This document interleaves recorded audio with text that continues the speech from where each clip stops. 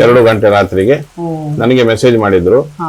ನಾನು ಕಾಲ್ ಮಾಡ್ಲಿಲ್ಲ, ಡೆರಿಕೆ ನನಗೆ ಕಾಲ್ ಮಾಡಿ ಕರೀತಾರೆ. ನೋಡಿ ಈ ವಾಯ್ಸ್ ನೋಡಿ.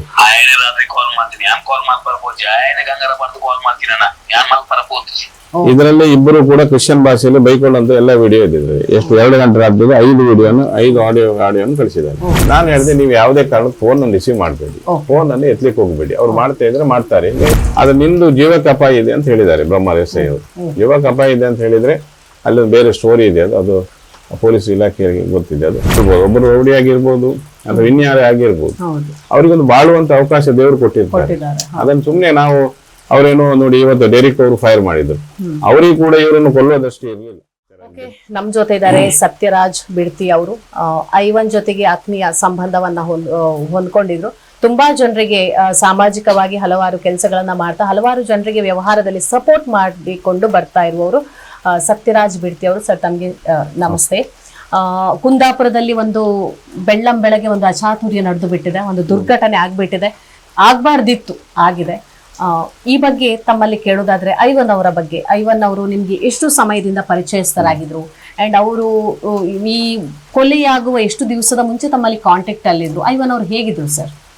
ಈಗ ಐವನ್ ಅವ್ರ ಬಗ್ಗೆ ಹೇಳಬೇಕಾದ್ರೆ, ನನಗೊಂದು 15 ವರ್ಷದಿಂದ ಪಿಂಟು ನಾಗೇಶ್ ಮರ್ಡರ್ ಕೇಸ್ ಆದ ನಂತರ ಅವತ್ತಿನಿಂದ ನಮ್ಮ ಕಾಂಟ್ಯಾಕ್ಟ್ ಅಲ್ಲಿ ಇದ್ರು.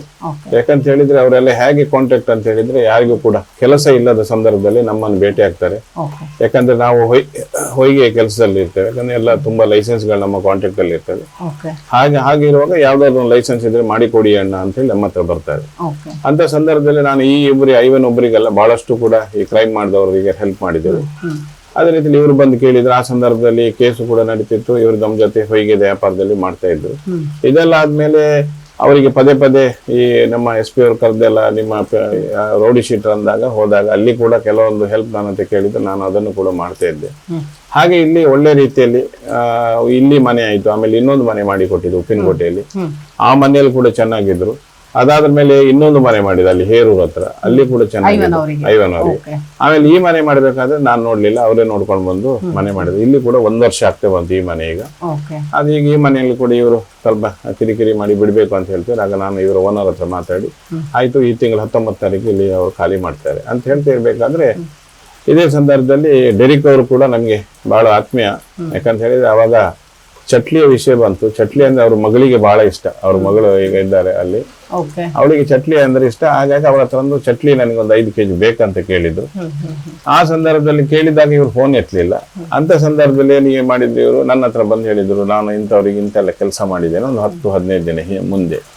ಆಗ ನಾನು ಹೇಳಿದೆ, ಹೀಗೆ ಎಂತ ವಿಷಯ ಕೇಳಿದಾಗ, ಹೀಗೆ ಅಲ್ಲಿ ಪಾಸ್ಪೋರ್ಟ್ ಮಾಡಿದಾಗ ಪಾಸ್ಪೋರ್ಟ್ ಮಾಡ್ತೇನೆ ಅಂತ ಮಾಡಿ ಕೊಡ್ತೇನೆ ಅಂತ ಹೇಳಿ ಅಲ್ಲಿ ನಿಮ್ಮ ಬೆಂಗಳೂರಿನಲ್ಲಿ ಈ ರೀತಿ ಮೋಸ ಆಗಿದೆ ಅಂತ ಹೇಳಿ ಡೆರಿಕ್ ಅವರು ಇವರಿಗೆ ಒಂದು ಕೆಲಸ ವಹಿಸಿ ಕೊಟ್ಟರು. ನಮ್ಮ ಡೆರಿಕ್ ಕೋಸ್ಟಾ ಅನ್ನೋರು. ಅವ್ರ ಜೊತೆ ಇನ್ನೊಬ್ರು ಉಲ್ಲಾಸ್ ಅಂತ ಹೇಳಿದ್ದಾರೆ. ಅವರಿಬ್ಬರು ಏನು ವ್ಯವಹಾರದಲ್ಲಿ ಅವರ ಹೆಂಡತಿಯ ಹೆಸರಲ್ಲಿ ಎಷ್ಟೋ ಸಾಲ 27 ಲಕ್ಷ ಅಂತ ಹೇಳಿದಾಗ ಉಂಟು. ಹಾಗೆ ಆ ಹಣಕ್ಕೆ ಒಂದು ವಸೂಲಿ ಮಾಡಿ ನೀನು ತಗೊಂಡ್ ಬಾ ಅಂದಾಗ ಇವರೇ ಇಬ್ಬರು 1 ತಿಂಗಳು ಬೆಂಗಳೂರಿನಲ್ಲಿ ಕೂತು, ಯಾರು ಇವತ್ತೀಗ ಏನು ಲಲಿತಾ ಇದ್ದಾಳೆ ಅವಳು ಮತ್ತೆ ಐವನ್ ರಿಚರ್ಡ್ ಅವರು ಇಬ್ಬರು ಹೋಗಿ ಬೆಂಗಳೂರಿನಲ್ಲಿ ಕೂತು ಅವರ ಏನು ಹಣ ಇದೆ ಅದನ್ನೆಲ್ಲವನ್ನು ಸಂಪೂರ್ಣವಾಗಿ ಅವರಿಂದ ತಕೊಂಡ್ ಬಂದು ಇವ್ರಿಗೆ ಕೊಟ್ಟು, ಡೆರಿಕ್ ಅವರಿಗೆ ಕೊಟ್ಟು, ಇನ್ನು ಸ್ವಲ್ಪ ಹಣದ ಬಗ್ಗೆ ಚೆಕ್ ಅಂತ ಚೆಕ್ ಕೊಟ್ಟಿದ್ದಾರೆ ಅಂತೇಳಿ ಡೆರಿಕ್ ಅವರು ಇವ್ರಿಗೆ ಹೇಳ್ತಾ ಇದ್ರು. ಆ ಸಂದರ್ಭದಲ್ಲಿ ಡೆರಿಕ್ ಅವರು ಹೇಳಿದ ಚೆಕ್ ವಿಷಯದಲ್ಲಿ ಸ್ವಲ್ಪ ಹಣ ಬರ್ಲಿಲ್ಲ ಅಂತ ಇವ್ರ ಹತ್ರ ಹೇಳ್ತಾ ಇದ್ರು.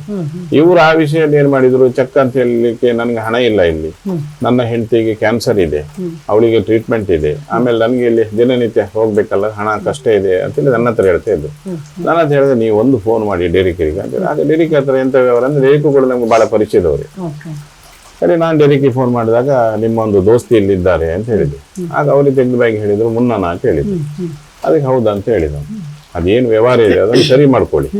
ಅದು ಮಾಡ್ಕೊಳ್ಳಿದ್ರಿಂದ ಅವ ಮತ್ತೆ ಕಿರಿಕಿರಿ. ಯಾಕಂದ್ರೆ ಈಗ ಎಲ್ಲಿ ಯಾವುದೇ ಒಂದು ರಾತ್ರಿ ಹೊತ್ತಿಗೆ ಹೋಗ್ಬೇಡ ಅಂತ ಹೇಳಿದ್ರೆ ಅಲ್ಲಿ ಅವ್ರು ಹೋಗಿ ಆಗ್ತದೆ. ಯಾಕಂತ ಹೇಳಿದ್ರೆ ಒಂಥರ ಈ ಕುಡಿದ ಮೇಲೆ ಅವ್ರು ಬೇರೆನೆ ಇದೇ ಇರ್ತಾರೆ. ಹಾಗೆ ಮತ್ತೆ ಐವನ್ ಅವ್ರು, ನಾನು ಅದಕ್ಕೆ ಇಬ್ರು ಮಾಡಬೇಡಿ. ಅದೇ ದಿನ ಗುರುವಾರ ದಿನ ನನಗೆ 11 ಗಂಟೆಗೆ ಡೆರಿಕ್ ಅವರು ಫೋನ್ ಮಾಡಿದ್ರು. ಮನೆಯಲ್ಲಿ ಫೋನಲ್ಲಿ ಜಗಳ ಆಗ್ತಾ ಇರುವಂತ ಸಂದರ್ಭದಲ್ಲಿ ನನಗೆ ಕಾಲ್ ಮಾಡಿದ್ರು. ಮುನ್ನ ಅವರು ಕಾಲ್ ಮಾಡ್ತಿದ್ದಾರೆ ಅಂತ ಹೇಳಿದ್ರೆ, ಅವ್ರು ಹೇಳಿದ್ರು ಅಲ್ಲ ಮುನ್ನ ಅಂತ ಹೇಳಿದ್ರೆ ಅವ್ರು ಐವನ್ ರಿಚರ್ಡ್ ಐವನ್, ಓಕೆ.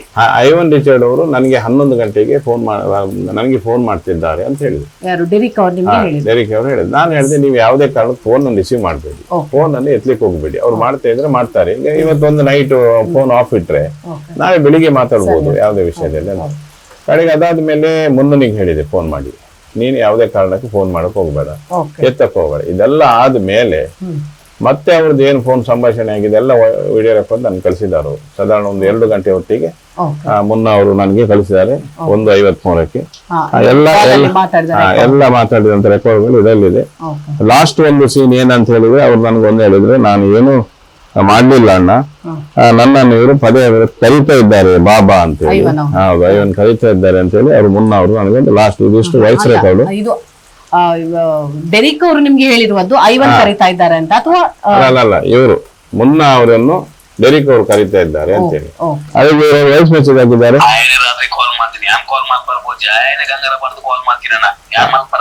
ಇದು ಡೆರಿಕ್ ಅವರು ಅಲ್ಲ, ಇದು ಇವರು ಮುನ್ನ ಮುನ್ನನವರನ್ನು ನೋಡಿ, ಮುನ್ನನವರನ್ನು ಎಷ್ಟು ಗಂಟೆಗೆ? 2 ಗಂಟೆ ರಾತ್ರಿಗೆ ನನಗೆ ಮೆಸೇಜ್ ಮಾಡಿದ್ರು. ನಾನು ಕಾಲ್ ಮಾಡ್ಲಿಲ್ಲ, ಡೆರಿಕೆ ನನಗೆ ಕಾಲ್ ಮಾಡಿ ಕರೀತಾರೆ. ನೋಡಿ ಈ ವಾಯ್ಸ್ ನೋಡಿ.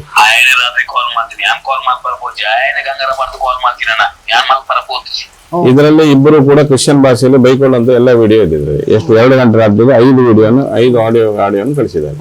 ಇದನ್ನು ನಾನು ನೋಡ್ಲಿಲ್ಲ ಅಂತ ಹೇಳಿದ್ರೆ ನನಗೆ 2 ಗಂಟೆ ಕಾಲ್, 1 ಗಂಟೆ ಕೂಡ ಡೆರಿಕ್ ಕಾಲ್ ಮಾಡಿದ್ದಾರೆ. 1 ಗಂಟೆ ರಾತ್ರಿಗೆ ಡೆರಿಕ್ ಡಿಕೋಸ್ಟಾ ಕೂಡ ನಂಗೆ ಕಾಲ್ ಮಾಡಿದ್ದಾರೆ. ಆ ಕಾಲ್ ಅನ್ನು ನಾನು ಅಟೆಂಡ್ ಮಾಡಲಿಲ್ಲ, ಯಾಕಂದ್ರೆ ನಾನು 11 ಗಂಟೆಗೆ ಇಬ್ಬರಿಗೆ ವಾರ್ನ್ ಮಾಡಿದೆ, ನೀವು ಯಾವ್ದು ಕೂಡ ಕಾಲ್ ಎತ್ತಬೇಡಿ, ಹಣದ ಏನೇ ಇದ್ರು ಕೂಡ ಅದು ಚೆಕ್ ಬಂದ ತಕ್ಷಣ ಡೆರಿಕ್ ಕೊಡ್ತೆ ಅಂತ ಹೇಳಿದ್ದಾರೆ. ಆಮೇಲೆ ನಾನು ಐವನಿಗೆ ಕೂಡ ಹೇಳಿದ್ದೇನೆ, ಇಬ್ಬರು ಗಲಾಟೆ ಮಾಡಬೇಡಿ ಅಂತ. ಇದೆಲ್ಲ ಆದ್ಮೇಲೆ ಬೆಳಿಗ್ಗೆ ಆಗುವಾಗ ನನಗೆ ಲಲಿತ್ ಅವರು ಫೋನ್ ಮಾಡಿದ್ರು, ಐವನ್ರಿಗೆ ಹೀಗೀಗ ಆಗಿದೆ ಅಂತ ಹೇಳಿ. ಆಮೇಲೆ ಬ್ರಹ್ಮವರ ಎಸ್ ಐ ಕೂಡ ಇವನಿಗೆ, ಯಾರಿಗೆ, ನಮ್ಮ ಐವನ್ ರಿಚರ್ಡ್ ಅವರಿಗೆ ಕೂಡ ಬದುಕಿ ಯಾವುದೇ ಗಲಾಟೆ ಮಾಡೋಕೆ ಹೋಗ್ಬೇಡ, ಮತ್ತೆ ನಿನ್ನ ಬಗ್ಗೆ ಮೊನ್ನೆ ಒಂದು ರಿವಾಲ್ವರ್ ಕೇಸಲ್ಲಿ ಪದೇ ಇನ್ಕ್ವೈರಿ ಕರೀತಾ ಇದ್ರು ಬ್ರಹ್ಮವರ ಸ್ಟೇಷನ್ ಅಲ್ಲಿ. ಅಲ್ಲಿ ಕೂಡ ಅವ್ರು 11 ಗಂಟೆ ಆದಾಗ ಅಲ್ಲಿ ಎಸ್ ಐ ಹೇಳಿ, ಸರ್ ಅವ್ನು ನಿಲ್ಬೇಕಂತ ಕೇಳಿ ಇಲ್ಲ, ಎಸ್ ಐ ಅವ್ರು ಹೇಳಿದ್ರು ಆಯ್ತು ಹೋಗು, ಅದು ನಿಂದು ಜೀವಕ್ಕೆ ಅಪಾಯ ಇದೆ ಅಂತ ಹೇಳಿದ್ದಾರೆ ಬ್ರಹ್ಮವರ ಎಸ್ ಐ ಅವರು. ಜೀವಕ್ಕೆ ಅಪಾಯ ಇದೆ ಅಂತ ಹೇಳಿದ್ರೆ ಅಲ್ಲಿ ಬೇರೆ ಸ್ಟೋರಿ ಇದೆ, ಅದು ಪೊಲೀಸ್ ಇಲಾಖೆಗೆ ಗೊತ್ತಿದೆ. ಅದು ಆ ರೀತಿಯಿಂದ ಇವರಿಗೆ ವಾರ್ನ್ ಮಾಡಿದ್ರು. ಆ ದಿನ ವಾರ್ನ್ ಮಾಡಿದ್ಮೇಲೆ ಅವಳಿದೆ, ನಾನು ಯಾವುದಕ್ಕೂ ಹೋಗುದಿಲ್ಲ ಸರ್ ಅಂತೇಳಿ. ಆ ದಿನದಿಂದ ಅವ್ನು ಎಲ್ಲಿಗೆ ಹೋಗ್ಲಿಲ್ಲ, ಹಾಗೆ ಇದ್ದ. ಈ ಒಂದು ಅಚಾನಕ್ ಇನ್ಸಿಡೆಂಟ್ ಅಂತ ಹೇಳಿದ್ರೆ ಅದು ನನ್ಗೆ ಯಾವ ರೀತಿ ಆಯ್ತಂತ ಇಬ್ಬರಿಗೂ ಕೂಡ ಸಮಾಧಾನ ಮಾಡಿದವರು. ಇವರು ಅವನನ್ನು ಬಾ ಅಂತ ಹೇಳಿದ್ವಿ, ಅದೆಲ್ಲ ನನ್ಗೆ ಗೊತ್ತಿಲ್ಲ. ಯಾವ ರೀತಿ ವಿಡಿಯೋ ಕಾಲ್ ಮಾಡಿದಾರೆ ಅಥವಾ ಇವರು ಏನ್ ಲೈವ್ ಲೊಕೇಶನ್ ಕಳಿಸಿದ್ದು ಅದೆಲ್ಲ ವಿಚಾರವೇ ಗೊತ್ತಿಲ್ಲ. ಆದ್ರೆ ಇದೊಂದು ದೊಡ್ಡ ದುರ್ಘಟನೆ, ಯಾಕಂತ ಹೇಳಿದ್ರೆ ಈ ರೀತಿ ಆಗ್ಬಾರ್ದು. ಇವತ್ತು ಏನೋ ಒಂದು ವಿಚಾರ ಹೇಳ್ಬೋದು, ಒಬ್ಬರು ರೌಡಿ ಆಗಿರ್ಬೋದು ಅಥವಾ ಇನ್ಯಾರೇ ಆಗಿರ್ಬೋದು, ಅವ್ರಿಗೊಂದು ಬಾಳುವಂತ ಅವಕಾಶ ದೇವರು ಕೊಟ್ಟಿರ್ತಾರೆ. ಅದನ್ನ ಸುಮ್ನೆ ನಾವು ಅವರೇನೋ ನೋಡಿ, ಇವತ್ತು ಡೆರಿಕ್ ಅವರು ಫೈರ್ ಮಾಡಿದ್ರು, ಅವರಿಗೆ ಕೂಡ ಇವರನ್ನು ಕೊಲ್ಲೋದಷ್ಟು ಇರಲಿಲ್ಲ, ಕಾಲಿಗೆ ಫೈರ್ ಮಾಡಿದ್ರು. ಅದೇನಾಯ್ತು, ರಕ್ತಸ್ರಾವದಲ್ಲಿ ಆ ಹೊತ್ತಿಗೆ ಸರಿಯಾದ ಸಮಯದಲ್ಲಿ ಹಾಸ್ಪಿಟ್ಲಿಗೆ ಕರ್ಕೊಂಡು ಹೋಗದೆ ಇರುವಾಗ ಮತ್ತೆ ರಕ್ತಸ್ರಾವದಲ್ಲಿ ಅವರು ಭಯಪಡಿಸ್ಲಿಕ್ಕೆ ಅಂತ ಮಾಡಿ ಕೊಲ್ಲುವ ಇದ್ರೆ ಅವರು. ಯಾಕಂದ್ರೆ ನಾನು ಅವ್ರ ಹತ್ರ ಮಾತಾಡ್ಕೊಂಡು ಈ ರೀತಿ ಹೇಳ್ತಿದ್ದೆ, ಯಾಕಂದ್ರೆ ಒಂದು ಬಂದ ಅಲ್ಲ, ಒಂದು ಅವರು ಭಯ ಯಾಕಂತಂದ್ರೆ ಮುನ್ನ ಬಂದ ಅಂತ ಹೇಳಿದ್ರೆ ಎಲ್ಲರಿಗೆ ಭಯ ಅಂತ ಹೇಳಿದ್ರೆ ಒಂದು ಅವ್ರದ್ದು ಒಂದು ಚಾಪ್ ಅಂತ ಹೇಳಿದ್ರೆ ಒಂದು ಚೂರಿ ಇರ್ತದೆ, ಅದನ್ನ ಹಿಡ್ಕೊಂಡು ಅವ್ರು ಬಂದೇ ಬರ್ತಾರೆ. ಅವರನ್ನು ಇವ್ರಿಗೆ ಅವ್ರ ಮಿಸ್ಸಸ್ ಅಲ್ಲ ಯಾರು ಕಂಟ್ರೋಲ್ ಮಾಡಿದ್ರು ಕೇಳುದಿಲ್ಲ. ಹೌದು, ಯಾಕಂದ್ರೆ ಅವ ಅಂದ್ರೆ ಅಷ್ಟು ಜೋರು ಅಂತ ಹೇಳಿದ್ರೆ ಅಷ್ಟು ಡೇರಿಂಗ್ ದ ಮನುಷ್ಯ. ಯಾವ ಹೊತ್ತಿಗೆ ಮೊನ್ನೆ ಹೋಗೋಗಿ ಹಿಡ್ಕೊಂಡಿದ್ ಗೊತ್ತಿಲ್ಲ ನನಗೆ, ಮೊನ್ನೆ ಹೋಗಿ ನೋಡ್ಲಿಲ್ಲ. ಪ್ರತಿ ಕ್ಷಣದಲ್ಲಿ ಹೋಗ್ಬೇಕಾದ್ರೆ ಅವರು ಇದನ್ನು ಅಂದ್ರೆ ಎಷ್ಟು ರಾತ್ರಿ ಆದ್ರೆ ಹೋಗುದೇವು. ಆ ರೀತಿಯಲ್ಲಿ ಒಬ್ಬನಿಗೆ ದಮ್ಮಿದ್ರೆ ಬಾ ಅಂದಾಗ ಯಾರಾದ್ರೂ ಗಂಡಸ್ಥಾನ ಇದ್ದಾರೆ, ಯಾರಾದ್ರೂ ಹೋಗುವಂತ ವಿಚಾರವೇ. ಅಲ್ಲಿ ಏನಾಯ್ತು ಅಂದ್ರೆ ಇಬ್ಬರು ಪರಸ್ಪರ ಮಾತಾಡ್ಕೊಂಡು ಏನು ವ್ಯವಹಾರ ರೀತಿಯಲ್ಲಿ ಮಾತಾಡ್ಕೊಂಡು ವ್ಯವಹಾರ ನಡ್ಸ್ಕೊಂಡಿದೆ, ಪರವಾಗಿಲ್ಲ. ಇವ್ರು ಏನ್ ಮಾಡಿದ್ರು, ಇಳುವುದಕ್ಕಿಂತ ಮುಂಚೆ ಫೈರ್ ಆಗಿದೆ ಅಂತ ಹೇಳ್ತಾರೆ. ಅದು ಫೈರ್ ಮಾಡಿದ ಉದ್ದೇಶ ಅಂತ ಕೇಳಿದ್ರೆ ಅವನು ಕೊಲ್ಲಿಕ್ಕೆ ಅಂತೇಳಿ ಮಾಡಿದಂತ ಫೈರ್ ಆದ್ರೆ ತಲೆಗೋ ಅಥವಾ ಎದೆಗೋ ಏನು ಬೀಳ್ಬೇಕಿತ್ತು ನನ್ನ ಪ್ರಕಾರದಲ್ಲಿ. ಆ ರೀತಿ ಆದ್ರೆ ಇಬ್ಬರಿಗೂ ಕೂಡ ನಾನು ಸರಿಯಾದ ರೀತಿಯಲ್ಲಿ ಹೇಳಿದೆ, ಇಬ್ಬರಿಗೂ ನೀವು ಯಾವುದೇ ರೀತಿಯಲ್ಲಿ ಇದು ಮಾಡ್ಲಿಕ್ಕೆ ಹೋಗ್ಬೇಡಿ.